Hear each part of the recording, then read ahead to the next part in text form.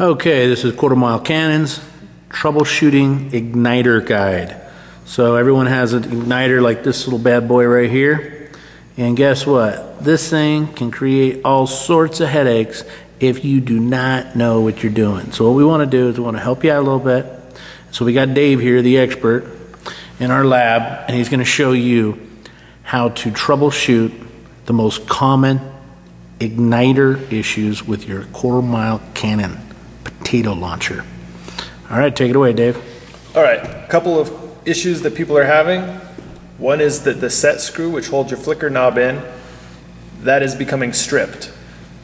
Another is once this flicker knob is off of the shaft, your steel shaft can move and it will misalign from your flint. So we're going to demonstrate these now. Take a Phillips screwdriver to remove your set screw, and the trick to keep it from stripping is to make sure that you have the correct size Phillips screwdriver for your screw. So if it's too big or too small, you have a pretty good chance of stripping that out. And this one is a number 2.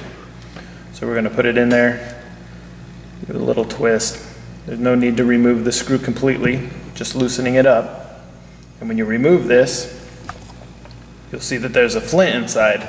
And this is a spare flint. This is pretty important because as you're firing your potato cannon a lot, eventually you're going to run out of that flint and you're going to be really glad you have the spare. So make sure you don't lose that guy.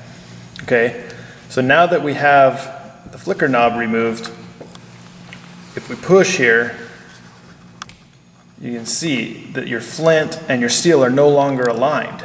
Let's see if we can get you to see that there. And this happens typically when people are removing the bracket or when they're inserting this into their potato cannon. Part of your instructions are to remove this bracket because we don't need this. Alright, so now I'm going to show you how to fix it if this happens to you. This shaft here is what holds your flint in, and right here at the end is a screw. And if you just take a pair of needle nose pliers and give it a little twist, you'll be able to loosen it the rest of the way by hand. Okay, now this is spring loaded, so as you're unscrewing it, keep that in mind. You don't want it to come flying out of your hands. Okay, there you go. You see the screw and the spring, and there's your flint. You can see here how that shaft moves in and out. It's just important to keep that in line with this shaft that holds your flint. Okay, we're going to hold that in place and we're going to reassemble it. Flint first.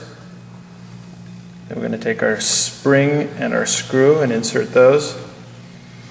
Apply pressure and twist until it starts threading. Tighten it down by hand and then tighten it the rest of the way with our needle nose. Okay, the next step would be to insert this into your chamber. I got a chamber right over here. Okay, you can see the hole here. This is where the igniter is going to come up and through. So we're going to insert it into the end of the barrel here. We're going to try to find the hole. It's better to take your time and not rush it because you don't want to misalign that again. Okay. Pull it the rest of the way through until your threads come all the way through. Okay, our threads are there, so now we can start reassembling it. Take our washer and our nut. We'll hand tighten that, and we're going to tighten it the rest of the way with a 12mm wrench.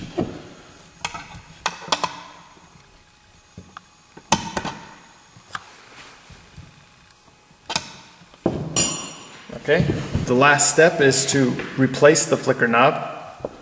So I'm going to put my flint back in there. Get it in there. Oops. Okay. And one last thing to keep in mind here is that there's actually, right on the end where this attaches, is a flat edge, and that's where your set screw goes. So I can see here's my flat edge. I'm going to put that on there, align them, take my screwdriver, and tighten it up.